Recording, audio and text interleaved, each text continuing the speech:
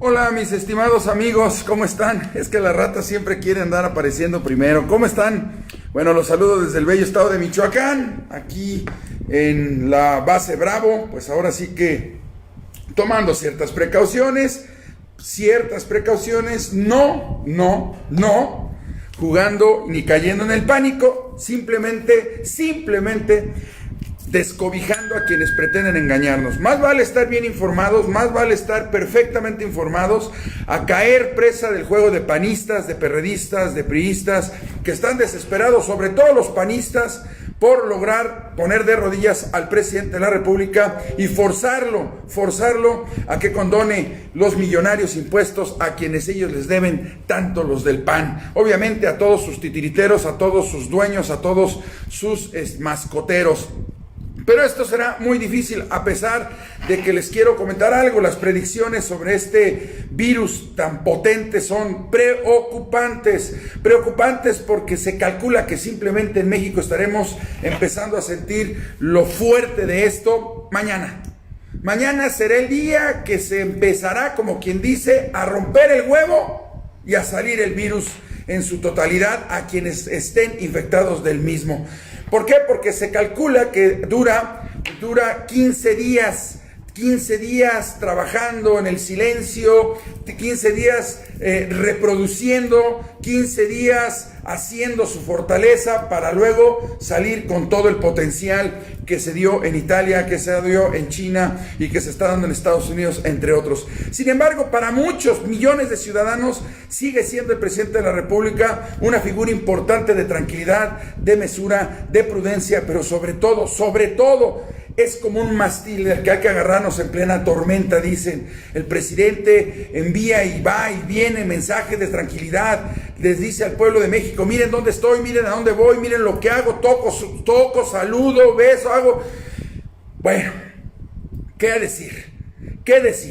Por ahí se filtró supuestamente una plática, una reunión que se tuvo con el subsecretario de Salud Pública, con varios senadores, diputados de la República, que tuvieron un enfrentón, supuestamente, pero muy duro contra el subsecretario, en que lo cuestionaban por qué el presidente no acataba las instrucciones y se quedaba guardecido, por qué el presidente seguía asistiendo a lugares que ponía en peligro. Incluso se dice por ahí que una senadora, relata el columnista, una senadora de Oaxaca le pidió al subsecretario que le dijera al presidente que no fuera a Oaxaca, por favor, que porque el sistema de salud en Oaxaca estaba prácticamente derruido, destruido, ¿se imaginan? Y bueno, pues imagínense que el presidente cayera enfermo. Pues esperemos que no, pero miren, muchas cosas están saliendo con este tema del coronavirus y me gustaría comentarles lo siguiente. Mucho ha criticado los programas sociales, dicen no se debe repartir dinero a lo tonto, y entonces su propuesta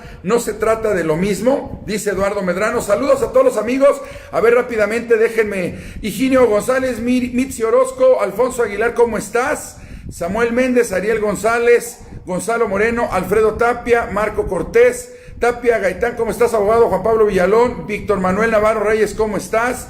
Triqui Sanita, ¿cómo estás? Alba Gil, ¿cómo estás? Gabo Reina, Ber Ruiz, ¿cómo estamos?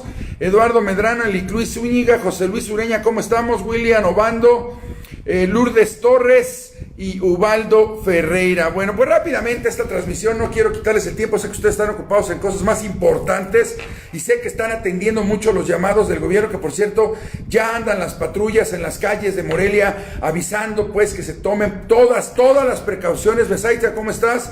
Saludos mi estimado Arturo, que te encuentres muy bien, que Dios te bendiga, si estamos al pendiente de sus bravo cápsulas, éxito en todo lo que emprendas, bendiciones y que estés bien. Igualmente, Marco, a todos los amigos les deseo lo mejor, les deseo fortaleza, les deseo entereza, les deseo prudencia. Gracias, Bert. Luis Ayala, ¿cómo estás? Bueno, pues miren lo que acabo de descubrir en este artículo de New York Times sobre Ubaldo Ferreira. Gracias, William Obando, es en cosas más importantes, aquí en la cuarentena, pues sí. Adriano Arbizu, ¿cómo estás, mi estimado Adriano? Bueno, te voy a decir una cosa, William Obando, hay quienes todavía siguen en su chamba. Hay quienes todavía siguen pagando empleados. Hay quienes tienen que vivir al día. O sea, tenemos millones de mexicanos expuestos, obviamente expuestos. Ya no te hablo de los que trabajan en los hospitales, en seguridad, todo. No. Los millones de otros mexicanos que tienen sus pequeños negocios. sus pequeños negocios, que son trabajadores. Lo que pasó con esta empresa en la Ciudad de México, que pues mandó a descansar a miles de trabajadores y no les va a pagar absolutamente nada. ¿Qué pasó con los cerillitos, las personas de la tercera edad que ya fueron despedidas aparentemente de Walmart? Pues para que se protejan, porque pues también están en riesgo. Si son hipertensos, tengan mucho cuidado. Si tienen diabetes, tengan mucho cuidado, por favor. Por favor, sé que muchos de nosotros tenemos adolescentes que andaban entre los 15, entre los 20, entre los 24, entre los 14 y todavía pues andan a todo dar y no les gusta estar encerrados. Hay que por favor, tener todos los cuidados, todas las precauciones. La verdad, mira, William Obando, mi teoría es dramática, mejor no te la comento. Yo espero que no. Pero no nos vamos a quedar salvados de esto. De esto no nos salvamos. O sea, ¿a qué me refiero? Pues esto es la globalización. Mira, William, yo estaba en la universidad cuando empecé a oír de la globalización. Verdaderamente no la comprendía. Sé que ha traído cosas interesantes al mundo. Eduardo Medrano, California y todos Estados Unidos poco a poco van entrando en cuarentena. Nos sentimos como en un gobierno dictador. Debemos cuidarnos, pero se me hace exagerada la medida. Vivimos en una zona agrícola y la gente que recién haya viajado hacia Europa no nos sentimos tan amenazados. Paco Rojas, ¿cómo estás? José Cuitlagua, no los quiero espantar, pero cuando yo, te repito, William Obando, cuando yo escuché de la globalización, que repito, para muchas cosas pudo haber servido, rompió fronteras, rompió moldes, trajo cosas interesantes, abrió el mercado al mundo. Jamás pensamos que las redes sociales también llegaran de la manera en que han llegado. Pues nunca nos imaginamos que también iba a traer esto que se llama virulentos enemigos, que para muchos, les comento, lo he estado leyendo, para muchos, el coronavirus, este tipo de coronavirus fue creado en laboratorios.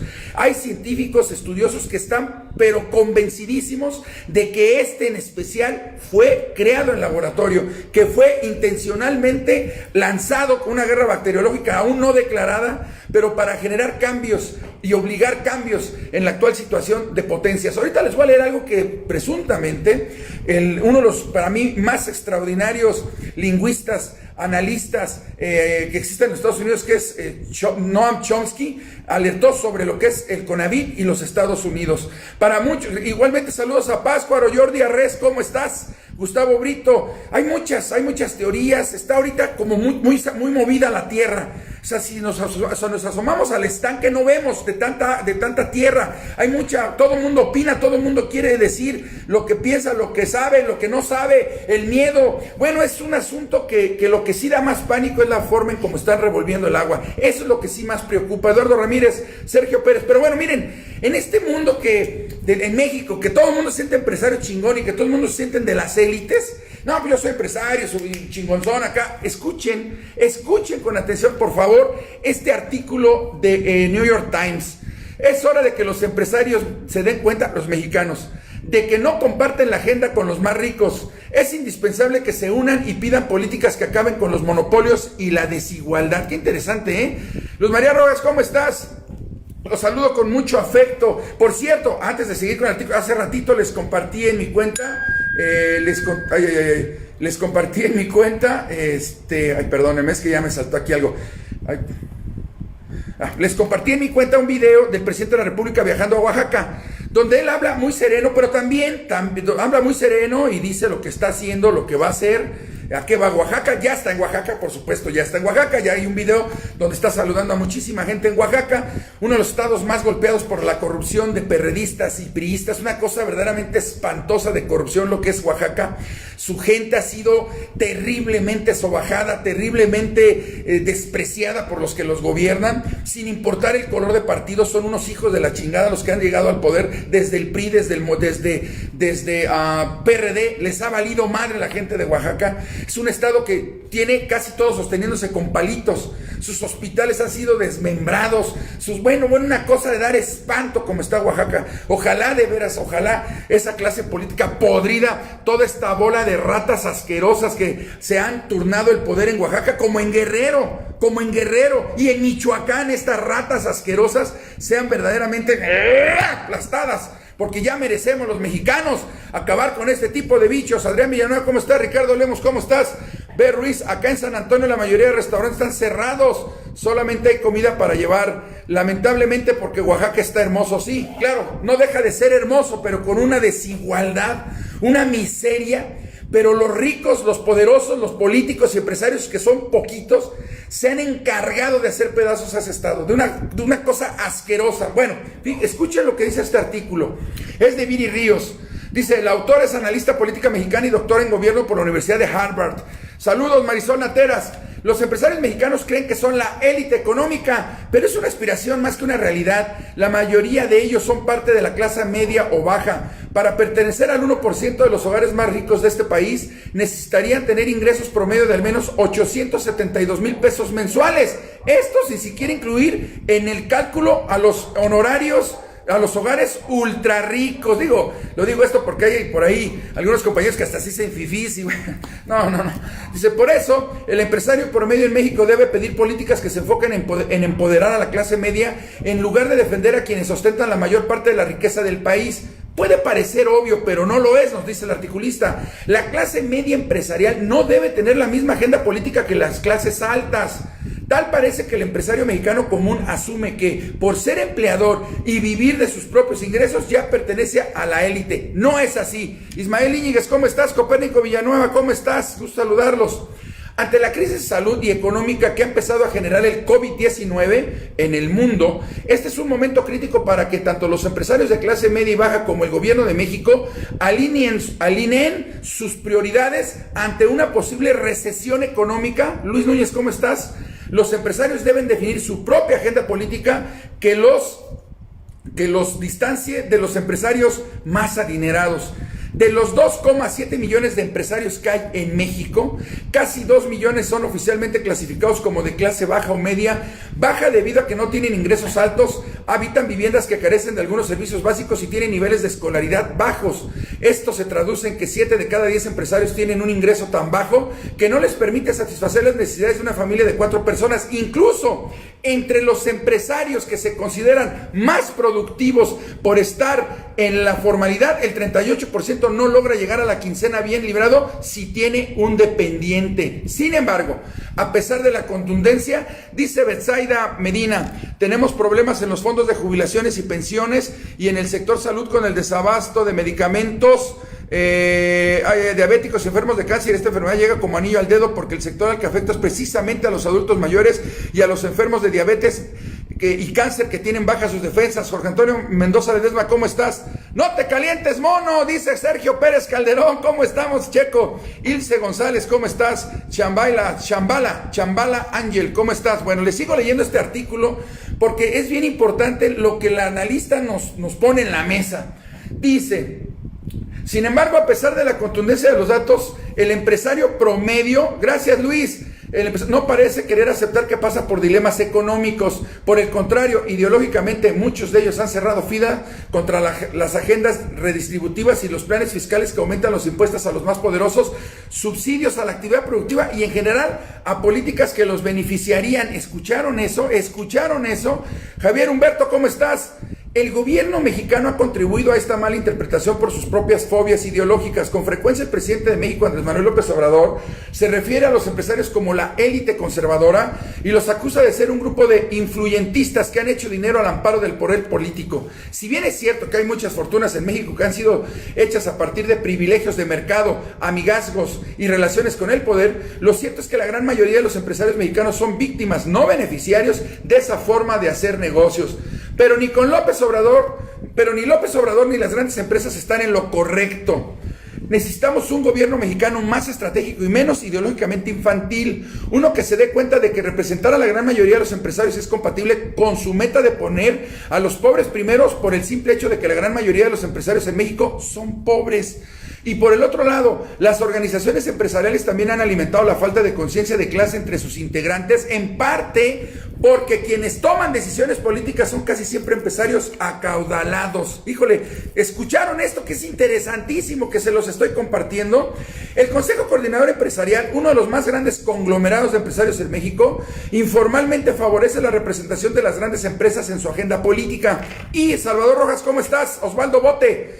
y si bien suele hablar del pequeño empresario, no abandera una agenda de cambio estructural que realmente pueda cerrar la brecha de la desigualdad entre los empresarios. Híjole, qué articulazo, no marchen. Por lo mismo, la agenda del empresario mexicano rara vez aborda las desigualdades de ingreso que existen entre ellos a pesar de que son enormes. Ojalá Jesús Melgoza, secretario de Desarrollo Económico, varios diputados, senadores, escuchen este artículo que estoy leyendo, porque luego las agendas son dispares. Nos creemos los empresarios que estamos ya en la élite porque tenemos 3, 4, 5, 10, 15 agentes y somos pobres.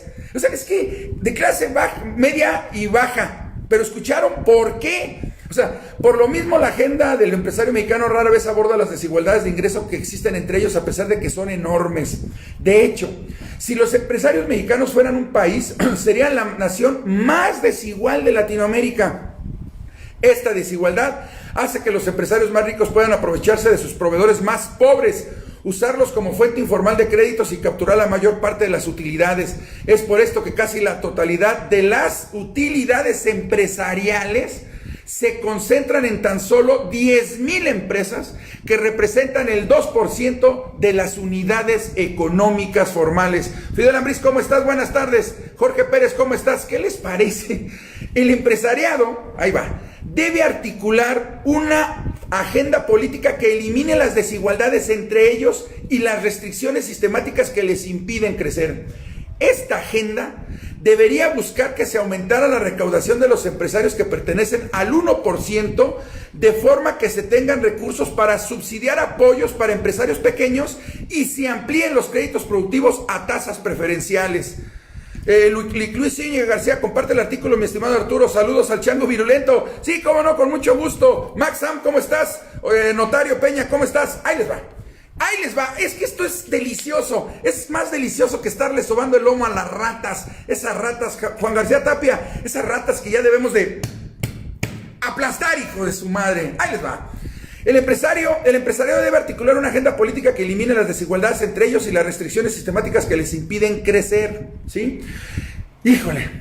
Esta agenda debería buscar que se aumentara la recaudación de los empresarios, es que lo vuelvo a leer porque es bien importante, que pertenecen al 1% de forma que se tengan recursos para subsidiar apoyos para empresarios pequeños y se amplíen los créditos productivos a tasas preferenciales. Y sobre todo, se debe ampliar y facilitar los recursos legales con los que cuenta la Comisión Federal de Competencia Económica para evitar las concentraciones de mercado y los monopolios de forma que los pequeños negocios puedan competir. También se debe sancionar a las empresas que no paguen en tiempo y forma a sus proveedores pequeños. Es crucial, escuchen esto, que el empresariado mexicano entienda que las políticas que benefician a los pocos empresarios más ricos los perjudican a ellos.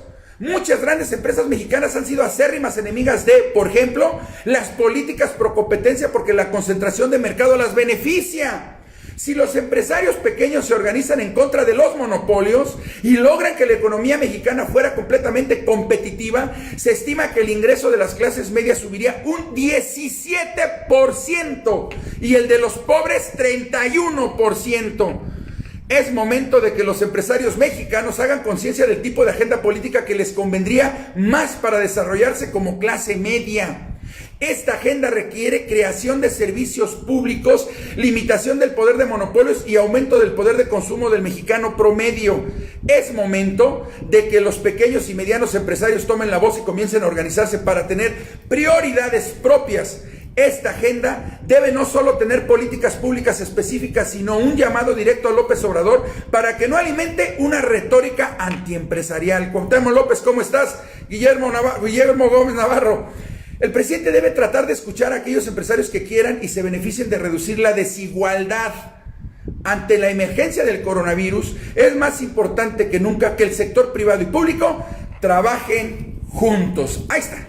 Digo, conste que hay temas con los que no coincido en la manera en cómo se critica ciertas políticas del presidente Andrés Manuel López Obrador, menos viniendo de gente del PRI, del PAN y del PRD que no tienen calidad moral para hacerlo. Pero qué casualidad, porque muchos del PRI, PAN, PRD están en Morena, pero bueno.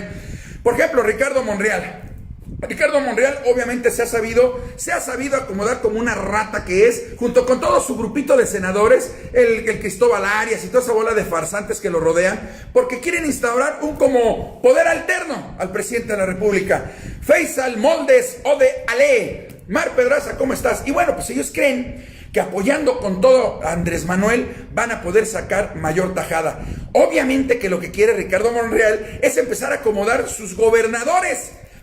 Para él más o menos, con su mente, cerrarle el paso a su más fuerte enemigo, el canciller de Relaciones Exteriores, que sin duda representa la pieza clave de Andrés Manuel López Obrador para sucederlo, si es que el propio presidente no encuentra todo el apoyo del pueblo de México para reelegirse, o antes muere de coronavirus. No sabemos qué vaya a pasar en este asunto, pero una cosa es cierta.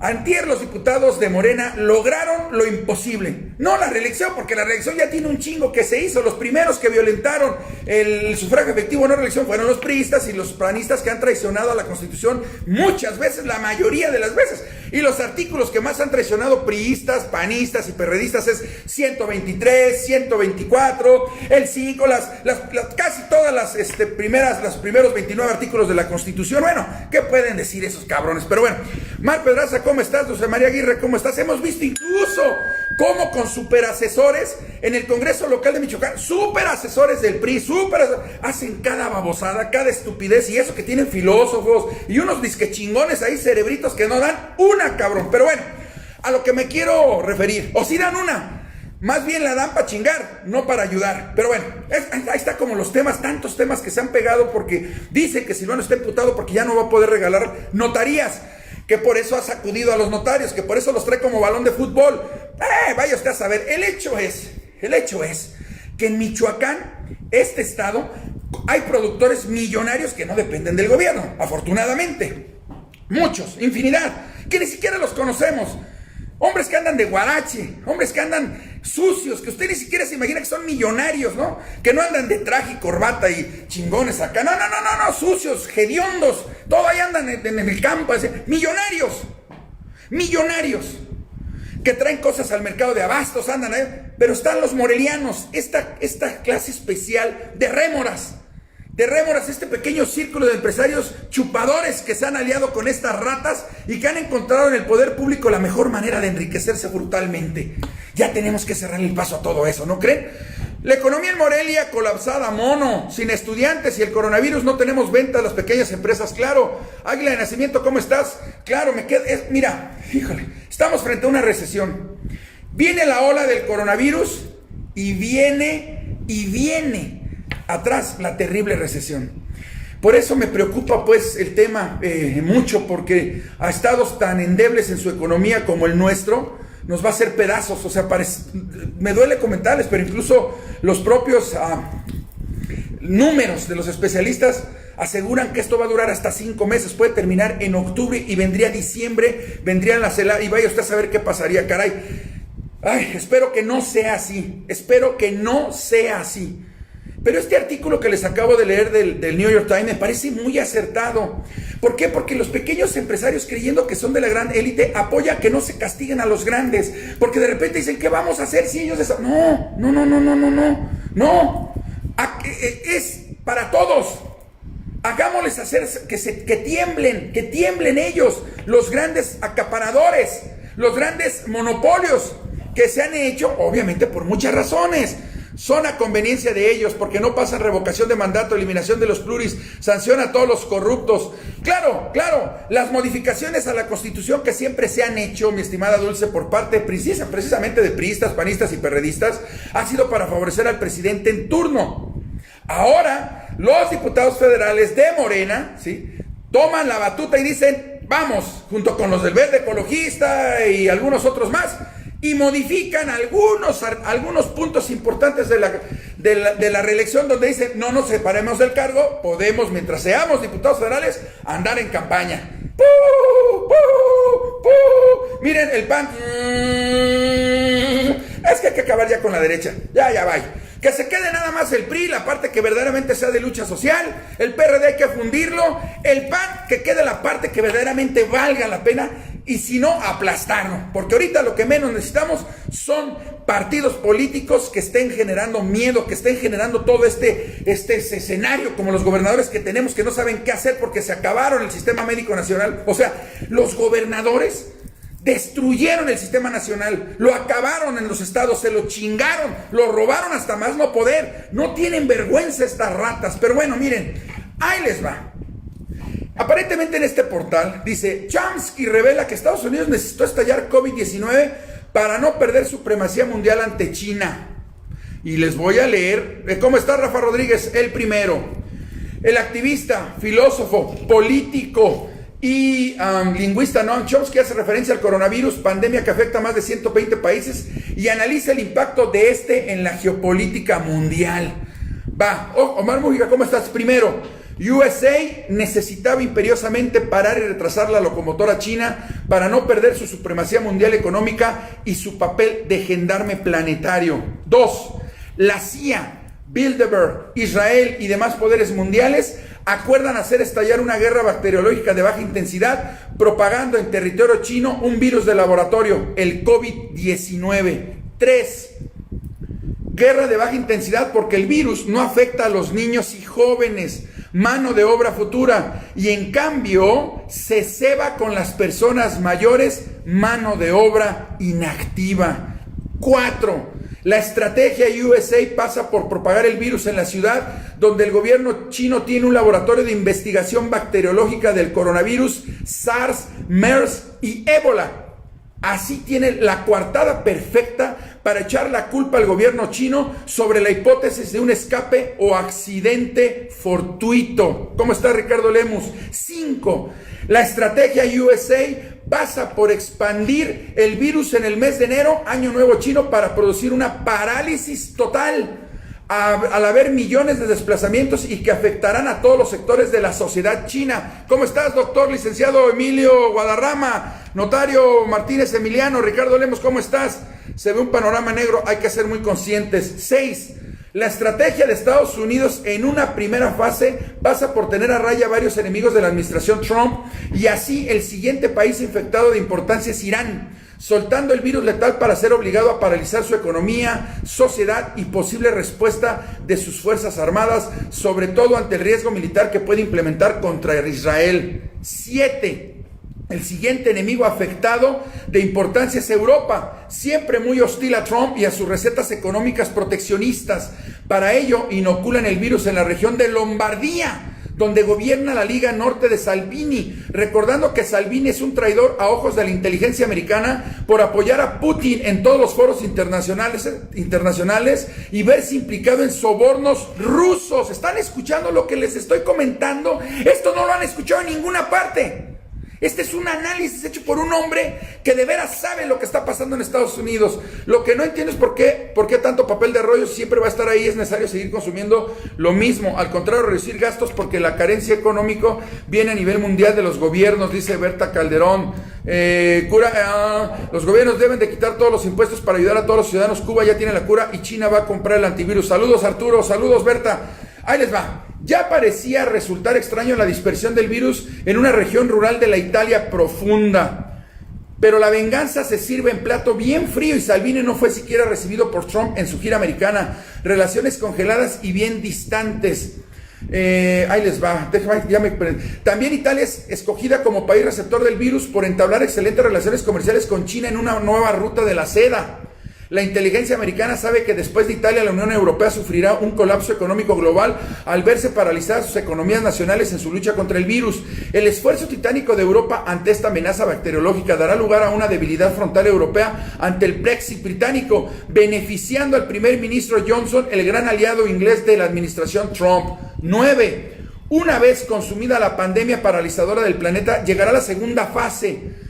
Control total de la guerra bacteriológica al poseer desde el primer momento la vacuna global del COVID-19 desde su producción en laboratorios americanos. Luego de la dispersión y caos sanitario mundial, llegará el orden capitalista nuevamente. Así, reseteadas las economías nacionales, el nuevo valor en alza se llamará Industria Química USA, que a su antojo venderá patentes a países amigos y al contrario, bloqueo farmacéutico a países enemigos, debilitándolos aún más, si cabe, o presionando a gobiernos hostiles a cambio de las vacunas salvadoras. 10. Tercera fase, implementación del nuevo orden mundial con el cambio de las relaciones entre países. Ahí les va lo que predice Noam Chomsky. Desaparición de la Unión Europea. desaparición de enemigos potenciales como Irán, Corea del Norte, Venezuela, etcétera, debilitamiento de China continental y Rusia, nuevo patio trasero, USA en Latinoamérica, globalización planetaria alrededor de la nueva USA y su poder omnímodo. Bueno, estamos viendo, por ejemplo, que en Michoacán el gobierno de Silvano Aureoles ya implementó entre toda una lista de acciones que patrullas de la policía michoacana estarán en las calles, pues dando aviso de que estén en sus casas, que se guarden, que sean cuidadosos, que no vayan a expandir este virus que fue definitivamente provocado por los Estados Unidos. Ay, no se nos olvide, que no se nos quite de la boca, fue provocado por Estados Unidos, ahora sí que se lo insertaron a China. ¿Ya escuchó usted dónde y por qué? No hay otra, es Estados Unidos, es Donald Trump el principal responsable. Que todo el pueblo de México lo sepa, que en todas las redes sociales se extienda. Donald Trump pretende envenenar al mundo y ponernos de rodillas a todos, así, a todos. No podemos estar fingiendo demencia ni estar volteando a otro lado. Tenemos un gran enemigo que se llama Estados Unidos y que pretende someter a aquellas naciones, a aquellos gobiernos que quieren ser libres, que quieren ser democráticamente superiores a las pequeñas mentalidades de estos pinches gringos.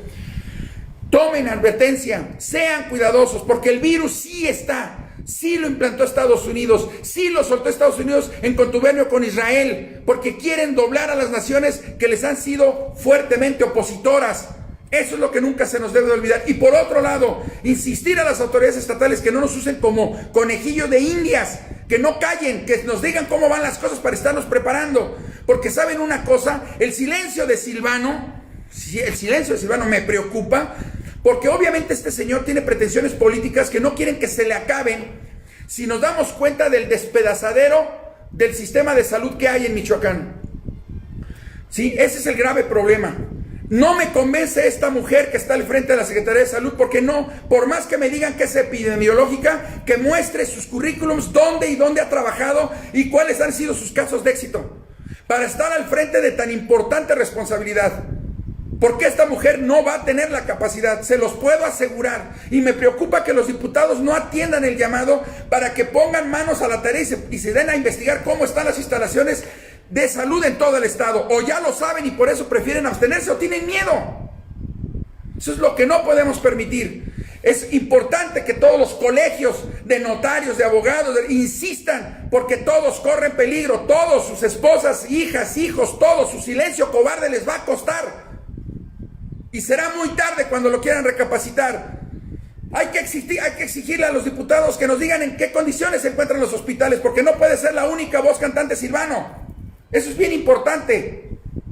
Ni mucho menos de una secretaria que no se le tiene confianza, ni mucho menos de un sector tan corrompido como es el de salud. Ahora resulta que los trabajadores del IMSS salen a las calles pidiendo y auxilio. Sí, cabrones, pero ustedes también fueron culpables por permitirle a sus líderes sindicales ser unos pinches ratas asquerosas. Porque los líderes sindicales, el líder sindical del Seguro Social y todos sus secretarios en los estados son unas pinches ratas asquerosas.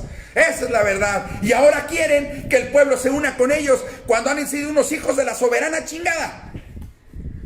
Pues pídale a su líder corrupto del Seguro Social y del ISSSTE que saque de sus arcas los millones de pesos que les ha robado al pueblo de México para que se pongan a mejorar las herramientas que están necesitando obviamente en las clínicas. Porque son ellos los responsables, ¿sí? Son sus líderes sindicales los responsables. ¿Y dónde anda Raúl Porrón? ¿Dónde anda el peor virus que tenemos en Morelia? Ay, caray. Bueno, cuídense. Buenas tardes. Bye.